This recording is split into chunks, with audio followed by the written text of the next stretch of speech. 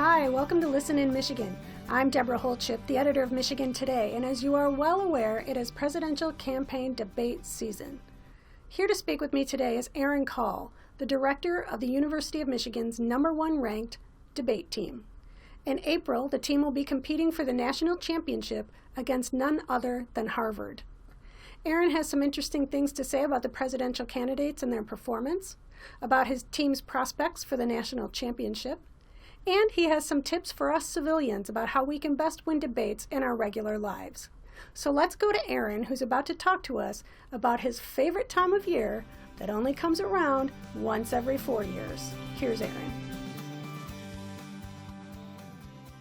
Every few years, the country, the world becomes fascinated about debate, and not just in the United States. When I was in Las Vegas with the Republican debate, Japan, Germany, across the world all of a sudden become fixated with debate. And for someone that's devoted their entire lives to debate and has been doing it for so long, that's great to see. And I think it's great for just debate in general. And so you have to strike while the iron's hot and make sure that you take advantage when the spotlight is on debate. You're not the only one. Have you heard about this website, predict.com, where you actually can place bets and win money based on how you're betting regarding the outcomes of the various debates and all different factors surrounding them? There's tons of social media. There are drinking games that people are playing based on how many times a candidate says a certain word.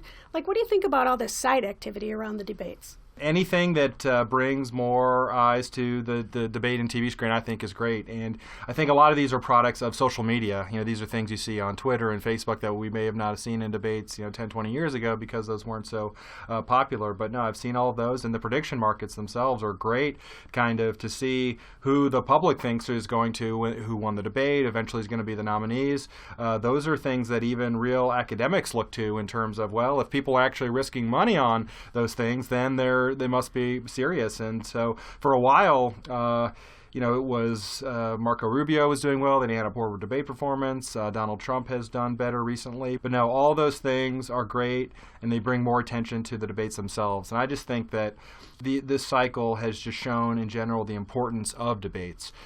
Donald Trump chose not to attend the debate in Iowa, and I think that decision backfired, and he ended up losing by a few points, even though he's favored by about 5 points or so going into it. And even after the fact, he admitted that that was a mistake, and he probably should have attended, and it may have cost him with some late deciding voters. And you saw in New Hampshire, Marco Rubio had an excellent performance in Iowa and was on pace to do really well in New Hampshire. And then the debate just a few days before, he did really poorly, and he fell all the way to 5th place. And he also admitted that, yes, it was because of this poor debate performance. So it's great that it brings attention to debates and shows the importance of debates, which certainly something I believe very strongly in. But then when everyone else, you kind of get these examples of it, it's great to see. So that's debate at the presidential level. What about the collegiate level? What is it that makes debate at the college level so compelling and exciting for you?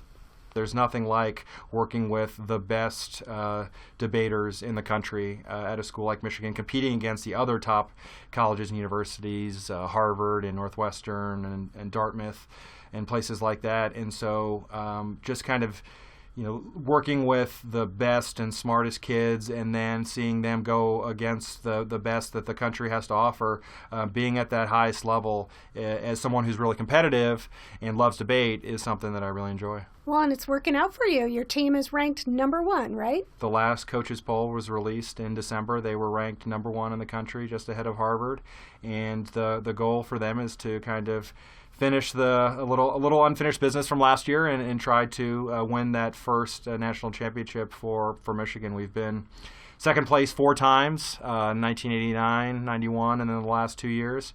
And we'd love for them to be the team that brings the first national championship home to Michigan. So can you give us a little preview? What will the team be debating against Harvard in April? And this year it has to do with the reduction of United States military presence from around the world. And so we have forward deployed troops in places like Japan and South Korea, some in Africa.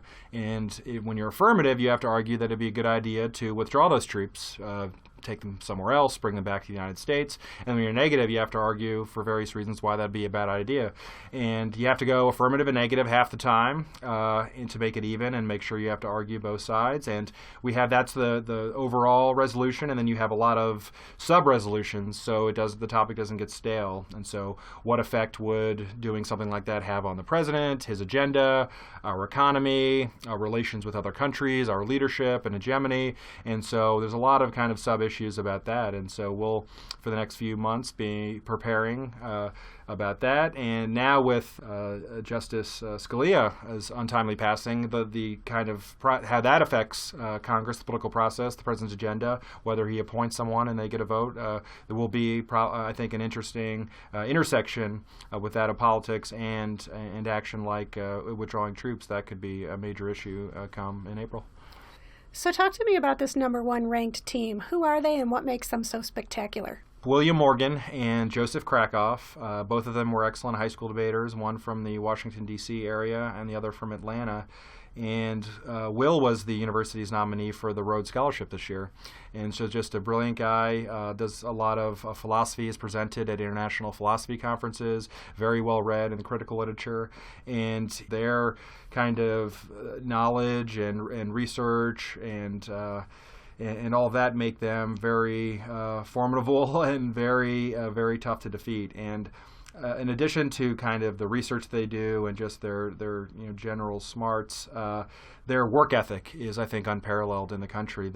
We have a debate office in the Michigan Union, a conference room for the students to use whenever they like, and they live in the office. They're there during the day, late at night, in the morning, and so they are just I think outwork everybody else. In addition to being full-time students, the top debaters in the country work at least probably another 40 hours minimum per week just on debate, and no one is working harder than them, and it's really paying off in the results that we've had this year. Well, the stakes are pretty high. You're competing against Harvard. That's got to be a lot of pressure on you, right? Kind of having Michigan and Harvard 1 and 2 this year is a great part of that narrative, and if that gets some more attention and eyes on the debate and the team, then great. As you know, our alums are so competitive. Our debate alums, parents of the debaters, everything like that, and so yeah, when they see that, they said, well, then Michigan is, you have all the joke of Harvard being the Michigan of the East and things like that. And so no, Harvard or whoever it was, they want Michigan to be number one, just like within football or anything else. And no matter who the competition may be, they expect and want us to be number one, whether it's debate or anything else at the university. And we're certainly aware of those expectations and do everything we can to try to meet and exceed them. This is mental athletics. You're competing with your brains. It is, but at the same time, so much of it is physical too. I mean, obviously you're speaking a lot and you're researching, but to win a national championship, to win a debate tournament it's physically exhausting and draining. The days are long, and the pressure, especially when you're a senior and this could be your last debate ever, parents are there sometimes watching, is great. And so there's the mental aspect, but also just the physical, making sure you're getting enough sleep, making sure you're eating properly, exercising, all those things you wouldn't think, these aren't athletes, but the rigors of debate and what's required are at the top level are just extraordinary. And sometimes the payoffs can be unexpected. I understand you met your wife as a fellow debater on the college circuit. You guys competed against one another. She won. So what's the deal? You married up? No question. Yes, she is a debate national champion. Master's degree from Chicago, law degree. Worked in the private sector. Now is an attorney at Chrysler. So I definitely married up, and we were rivals. We didn't like each other, and because you debate and then you lose, and never would have thought about could imagine being married to each other, but not even really friendly. Then we both worked at the University of Kentucky summer camp for 3 weeks after we both graduated. And when you're just teaching high school students and not actually competing against each other, they're no longer debating, you kind of see each other in a different light. And we've been together ever since that 2001. That's such a great story. Okay, so I have to shift gears now to the Flint water crisis, which has been making national news for quite some time now. Interestingly, Bernie Sanders and Hillary Clinton will be bringing a Democratic debate to Flint, Michigan, and I am curious to hear your thoughts on what you see as the outcome there. What do you see on the horizon? Nothing but good things. I see no downside at all. Democrats have had much fewer debates. They've occurred on like weekends and holidays and on networks, and haven't got much media attention. And so there was a big, kind of, okay, we need some more Democratic debates, especially since this contest is going to be so close between the two of them. And there was a lot of acrimony between the two campaigns about that. The Sanders campaign would agree to do it in Flint only if the Hillary campaign agreed to do a debate in Brooklyn, and so they were fighting. So I wrote an op-ed for the Detroit Free Press about it, basically saying that Bernie should agree to just unilaterally debate in Flint. Now, if they want to have another debate in New York, that's fine, but it's just so important for Flint to host a debate no matter what. That's the most important thing.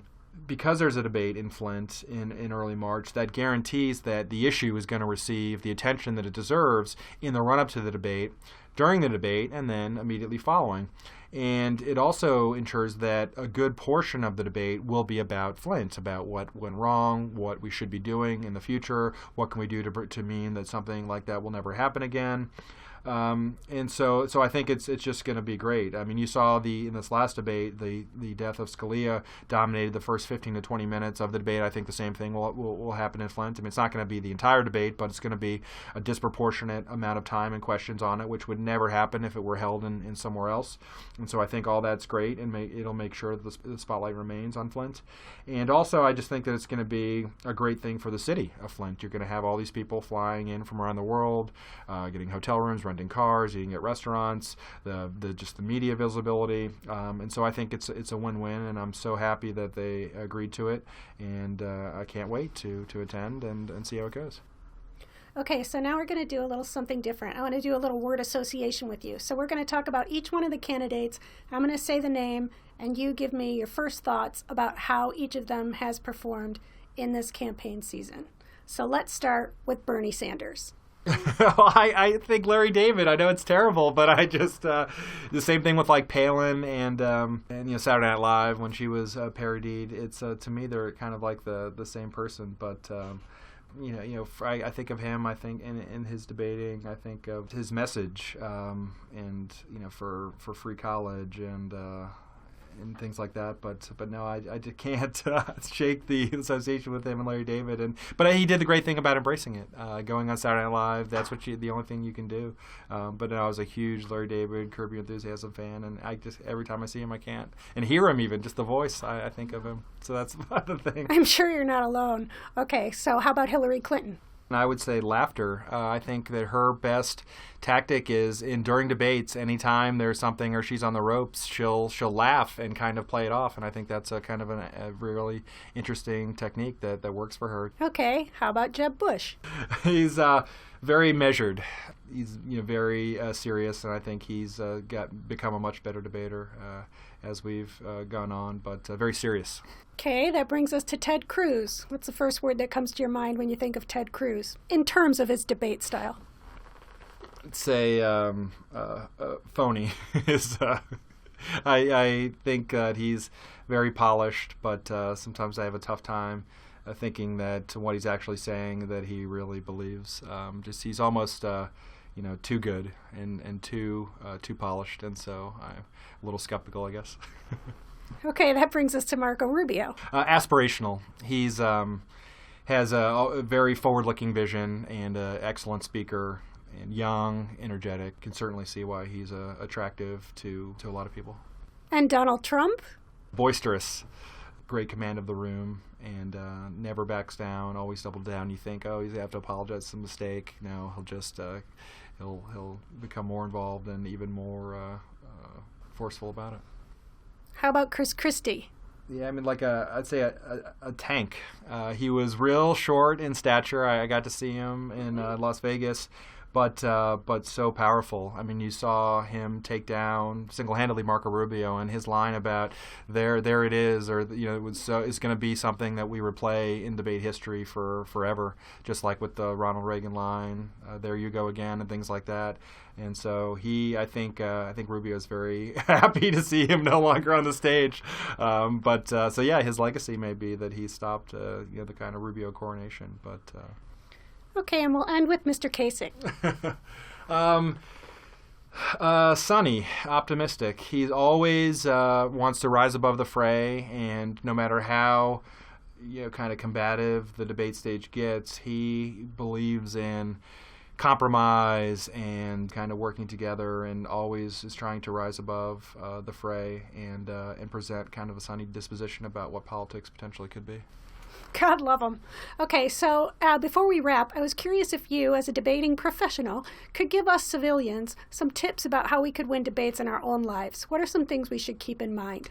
I think critical thinking is the most important, and always being able to think about the perspective of the person you're debating with.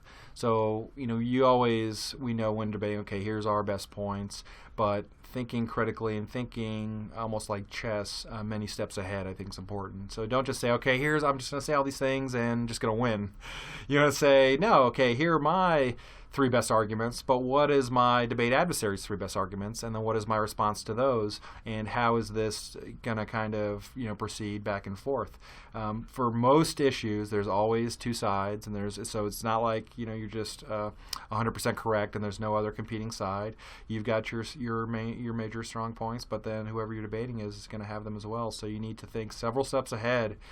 And think, okay, when I deploy these, what's the response back going to be, and then what's my response to those things, and kind of and think of it that way. Never underestimate the person that you're debating. Also, always kind of making sure you're in the right frame of mind. You don't debate well when you're angry or you're kind of off kilter. You want to make sure that you're in a good place, and never take debates like that personally, because a lot of times then they can get to you and really affect your ability to debate well. So kind of view it as a game, as a strategy, and even with like ad hominem attacks or personal things like that, never take them that way. Never let that interfere with the quality of the arguments that you're making, because that's ultimately what it comes down to. Do you ascribe to the dictum "quit while you're ahead"? Yes, always quit while you're ahead, and that's true in debates, and it's true in everything. Sometimes you get into trouble by expending those extra time that you don't need. You'll say something that all of a sudden your opponent has something to latch onto.